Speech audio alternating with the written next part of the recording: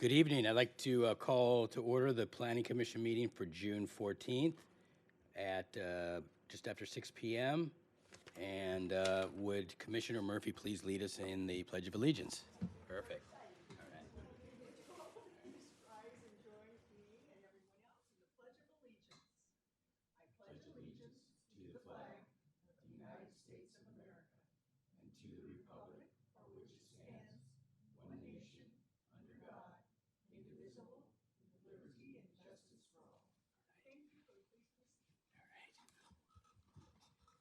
Thank you, Commissioner Murphy.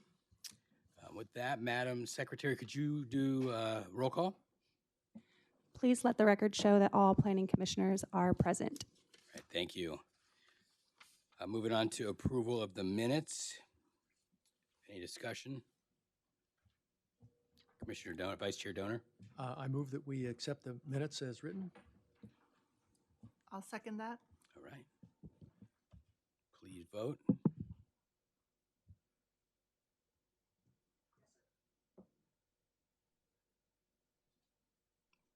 Nope. Yes. Thank you.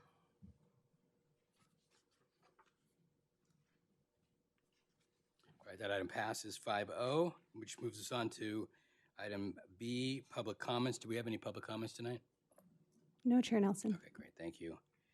And that brings us to our consent calendar. There's no items that I'm aware of on the consent calendar, which takes us to public hearings.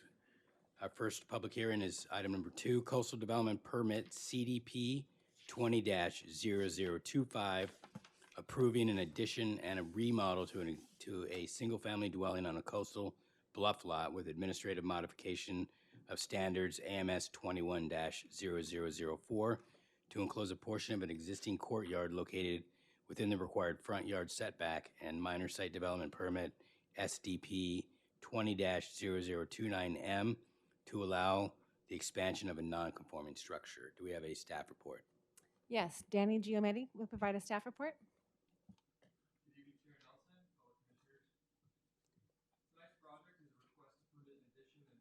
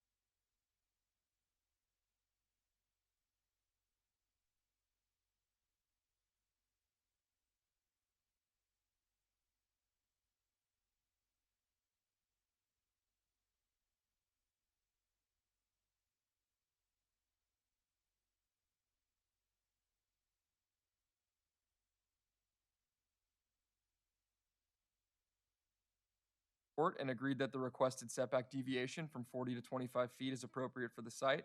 It's also consistent with the local coastal program. The limits of the grading all occur outside of the required 25-foot rear yard setback as well. Additionally, the proposed site drainage plan includes the installation of a subsurface drainage system and a sump pump that will collect and pump the runoff away from the bluff and back out towards the street. And that will result in improved site drainage and also help to reduce any bluff erosion. All improvements to be constructed are going to be in compliance, obviously, with the development standards related to development adjacent to coastal bluffs. These are some images of this is the elevation on the top left, and then identifying the pool and spa location on the bottom left there. We also have the materials board on the top right, and then some of the drought-tolerant landscaping that's proposed. The exterior of the building proposes a more modern design using some oatmeal-colored smooth stucco color exterior walls. They'll be using some travertine wall accents as well, with some bronze metal fascia. Openings, like windows and doors, will include a light bronze trim, and the garage door will also match the windows and doors. Exterior site improvements, as I said, there's a proposed pool and spa. That pool and spa is located landward of the coastal bluff edge setback requirement. And there's also going to be some renovation and installation of new hardscaping and landscaping throughout the site. And the proposed impermeable hardscape improvements will make up less than 50% of the area located within the 25-foot bluff edge setback. Landscaping that's proposed is, well, first they'll be removing existing turf grass that's located within the bluff edge setback and replacing that with a mixture of native and non-native drought-tolerant plantings. They'll also be removing the irrigation that exists in that location, and then continue to landscape the remainder of the site with drought-tolerant landscaping. That existing switchback trail that I talked about earlier on the bluff face, which was identified in that 72 aerial flyby, will not be disturbed. So this is the development standard table showing conformance with and not conformance with development standards. So except for the existing non-conforming coastal bluff edge setback and the required front yard setback, which is proposed to be remedied through the approval of the administrative modification of standards, the project complies with all other development standards. And the proposed design has also been reviewed and approved by the Monarch Bay Architectural Committee. So this is the administrative modification of standards request. The existing structure is located 7 feet 8 inches from the front property line. That is shown in red there. And as you can see, this is the area where the existing nonconformity occurs in the front, with this little sliver being located in front of where the proposed 19 square foot addition would be. The administrative modification of standards section of the Dana Point Zoning Code allows for required setbacks to be administratively modified to permit development on a property containing physical constraints when deviations from code standards are truly minor and no potential impact will occur to health, safety, or general welfare of adjacent persons or properties. So although this proposed conversion of the 19 square feet here of courtyard area is located within the codified 20-foot setback, there is justification to support the findings for the AMS, as it occurs in a location where the existing structure already projects into the front yard setback, and it is truly minor in nature. Additionally, when we did our research, we did find that there was a variance on this site that was approved back when the county had jurisdiction over it, but staff was unable to locate the official documentation for that variance. Speculative to what the variance was granted for, the review of the aerial photo shown here on the bottom right, as well as some research on some of the adjacent lots, came back that most of these sites had been approved with a reduced front yard setback, whether it be an adjustment or a variance from back when the county approved it, as well as some more recent variances or modifications to the front yard setback, along with coastal development permits. So we located at least 14 of these variances or adjustments, and given the reduced front yard setback of the existing single-family home and the prevalence of other lots with reduced front yard setbacks, staff was able to presume that the county variance we can presume that the county variance authorized a reduced front yard setback to the subject site. However, without the proper documentation identifying the reduced front yard setback, approving the existing front yard setback through the issuance of the AMS is an appropriate remedy to allow the courtyard to be converted into the gross floor area. So staff agrees that the combination of the coastal bluff setback from the top of bluff and the 20-foot required front yard setback constricts development on the property. Additionally, multiple adjacent bluff properties with the same zoning district and similar topography have enjoyed a similar privilege of shifting the development landward. Therefore, the findings supporting a reduced front yard setback can be made. And now this is the minor site development permit request. So as I mentioned earlier, the Dana Point zoning code section allows for a setback deviation to the coastal bluff edge setback to 25 feet, which has been deemed appropriate for the site. However, there are portions of the existing single-family dwelling that are located seaward of this 25-foot coastal bluff edge setback deviation, and that's shown in yellow back here. Therefore, the existing single-family dwelling is legal nonconforming with respect to the rear yard encroachment, as well as the portion of the existing single-family dwelling that encroaches into the front yard setback. So the zoning code provides a section on the expansion of nonconforming structures conforming as to use that allows for an up to 10% of the an expansion of more than 10% of the existing gross floor area may be approved with a site development permit. The proposed project includes additions which obviously exceed 10% of the existing GFA, and therefore a minor site development permit is required. The code also establishes limits for willful demolition of nonconforming structures, and these limits state that the removal of nonconforming portions of the structure must be reconstructed in compliance with Dana Point zoning code regulations. It goes further to state that if you demolish more than 50% of the total linear length of all walls, then the entire structure itself must be brought into conformance with the current code requirements. So the proposed demolition plan illustrates that it demonstrates compliance with the limitations of the demolition requirements. And we've also included a condition in the draft resolution, condition number 20, I believe, which requires a separate review and approval of a fully dimensioned demolition plan prior to demolition. And the plan must include the linear length of all existing walls, all walls to be demolished, and all walls to remain. And that condition also requires a post-demolition field inspection by the staff planner prior to commencing grading activities. So staff finds that the proposed project is consistent with the policies and provisions of the City of Dana Point General Plan, the Dana Point Zoning Code, and the Local Coastal Program. As justifications can be made supporting the requested discretionary actions, staff recommends the Planning Commission adopt the attached draft resolution approving the subject entitlements, subject to the findings and conditions in the attached draft resolution. That concludes my presentation. Myself and the applicant are available to answer any questions. Thank you. Great, thank you, Danny. Questions? Go ahead and start. This Vice Chair Donor. Danny, is the fence constructed on the coastal bluff edge? Is that the perimeter, and will that remain? The fence, If you look at A1.00, shows the fence, the back side, the lower.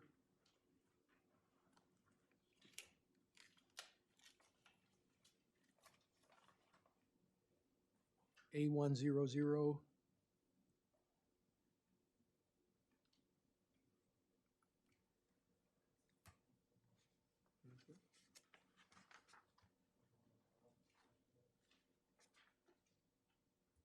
where the It's the back. It's the back fence.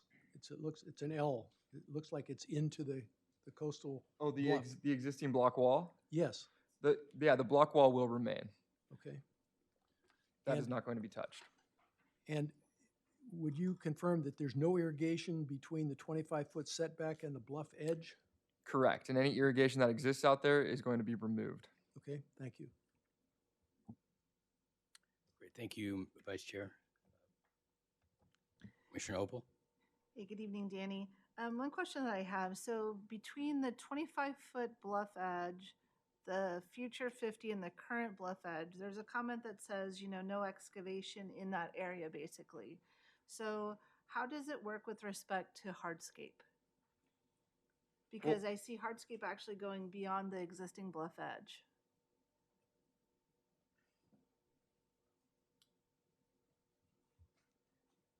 And can you repeat where that note is that you're referring to within the bluff edge setback?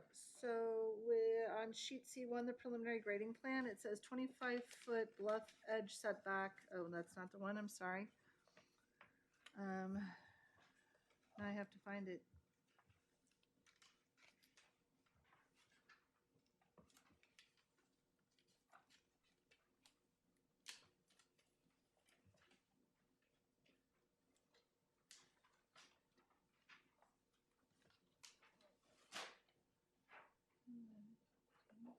Would it be on the site plan? It was on C1, I apologize. Okay. You can come back to me if, give me a chance to look for it. I apologize. Commissioner Gabbard? Hi, Danny. Thanks so much for putting this together. It's a really well done report. You know, my questions were two. One was, does the limits of the construction activity stay far enough away from the 25, or I should say the bluff edge? And I know that on the, what would it be, the east or the west side of the property, it's clearly outside, but on that southern edge, I think the layback on the basement is going to be into it. It's still within the boundaries of the existing development, so I don't think it's going to be an issue. But I just want to go on the record and say that I think we're going to get into this 25-foot buffer on that southern end. Secondly, it's more of I appreciate your comments on the condition 20. You know, it's one of those. If we were all angels, we wouldn't need government. That if the applicant decides to remove more walls than is approved under the minor site development plan, then it could jeopardize their entitlements, correct? That's correct. Okay, thank you. Commissioner Opal? All right, sorry, Danny, I found it. So on sheet C1, right above construction notes, there's a note in a box. It says, note, there shall be no grading or excavation within the 25-foot slope setback. I understand, like, the hardscape's like 4 to 6 inches. It's not huge, but it's Right. still, I'm just not sure if that note applies, especially my biggest concern is in, I guess, the southeast corner where it shows, you know, they have some pavers or something going into the actual existing bluff edge. Right, I can see where that note could be a little misleading. So the improvements that are taking place within the coastal bluff edge setback are only minor improvements that don't require building permits, for instance, or grading permits. They also are limited to no more than 50% of non-permeable type hardscape improvements within that area. So everything that they're doing within that area has been reviewed, and hardscape improvements like pavers, stuff like that, technically wouldn't be considered something that would require a permit, and therefore I don't believe would require something that would require a review of grading. All right, thank you. Commissioner Murphy, you have any questions for staff? No. Dan, I got one question for you. Just want to make sure I understand this. So on the administrative modification, we're talking about the 19 square feet that encroach out on the front property, right? And then the site development permit is in part to deal with the nonconformity on the southeast corner. Correct. Yeah. So the zoning code states that if you have a structure that has some sort of nonconformity, whether it just be one or multiple, that you can add on to that structure within the allowed development standards. And if you're adding more than 10%, then it requires approval of a minor site development permit. So that it does not allow for additions that would worsen a nonconforming condition, whereas the administrative modification standards allows for in this case, it would be a remedy to the existing where the existing structure lies in the front, that little sliver where that courtyard wall is, and then the 19 square feet that is behind that. Got it. It's a So small they're deviation. you're not expanding the nonconformity. Correct. Got it, There's okay. a wall in front of it, so it's filling in behind it. Perfect. Okay. I think everybody asked the other questions that I had, so I don't have any further questions. Do we have any public testimony tonight? No, we do not. Okay, great. Then I will go ahead and bring it back to the commission for a discussion and a vote. Anybody want to? Yeah, Commissioner Gabbard? Yeah, just to keep the ball moving here. I'm in support of the project. Again, Dan, I think you did a great job on the level of detail in this report. And from a finding standpoint, especially on number 5, I'm always, how do I say this? I'm always very conscious of making sure that, if the finding requires that the development minimizes alterations in the natural forms and doesn't result in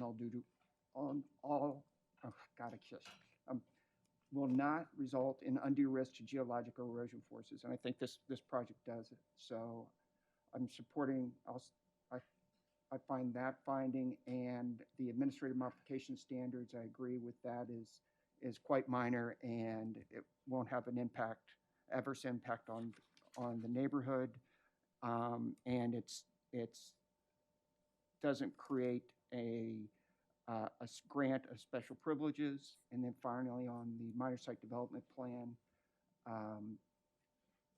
I agree with the findings that are outlined. Thank you. Commissioner I don't have Opal. anything to add to that. Thank you. Great. Vice Chair? I'm in support of the project. I think the project will improve the bluff stability with the proposed drainage system that includes a subsurface system and a sump pump that will collect the water and improve the drainage and reduce the bluff erosion.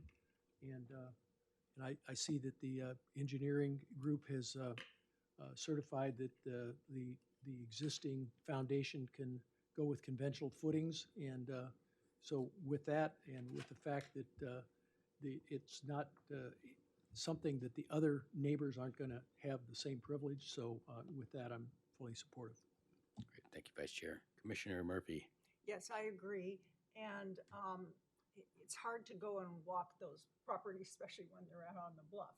So we have to look at our staff, and we have a fantastic staff here. We've all acknowledged that, and Kurth and our favorite guy, Danny, and everybody else who's involved. So I feel very confident with this project. Great. Well, I'll concur with my fellow commissioners. The project certainly is consistent with our LCP. The administrative relief for the setback is totally appropriate here. I mean, if you go up and down that street, almost every house along that edge bumps up against the street and encroaches well within that 20 feet. And I know we've addressed that in numerous projects before us. It's well designed, fits well into the neighborhood, and is a remodel that will actually beautify the community, and I'm in full support myself. So with that, do we have a motion? I move that we accept Coastal Development Permit CDP 200025, approving an addition and remodel to a single-family dwelling on a coastal bluff lot with administrative modification of standards AMS 210004 to enclose a portion of the existing courtyard located within the required front yard setback, and minor site development permit SDP 200029M to allow the expansion of a non-conforming structure, plus the condition number 20, which is having to do with the measurement of the walls. All right. Do I have a second? I'll second the motion. All right. That's a second. Go ahead and vote. Thank you. All right. That item passes 5-0. Congratulations. All All right, moving on to item 3, which is a coastal development permit CDP 20-0026 to demolish an existing single-family dwelling and construct a new 2-story single-family dwelling, but I believe this is either continued or something. Yes, after noticing this item, it was determined that additional entitlement was needed, so this item will be noticed for a future meeting. So no action. Okay, no action for this. No Okay. action. Thank you. All right, thank you. Which will move us on to, if I can find my shop, it's right there. On to old business, short-term rental subcommittee update. Are there any updates? Just to say that we will be meeting with the subcommittee the next few weeks. So John Champ will be reaching out to the subcommittee members to schedule a date, and that is to kick off our phase 2 effort for short-term rentals. Okay, great. Thank you. Do we have any new business tonight? I don't see any. Nope. No new business. Any staff reports? Nothing for me tonight. Thank you. All right. Commissioner comments? Nope. Nope. Vice Chair? Commissioner? Yeah, summer's starting. The trolleys are running. So great to be in Dana Point. So I'm going to go ahead and adjourn that meeting then. And I'll call for our next regular meeting to be held June 28th, beginning at 6 p.m. or soon thereafter here in these chambers. Have a great week, 2 weeks.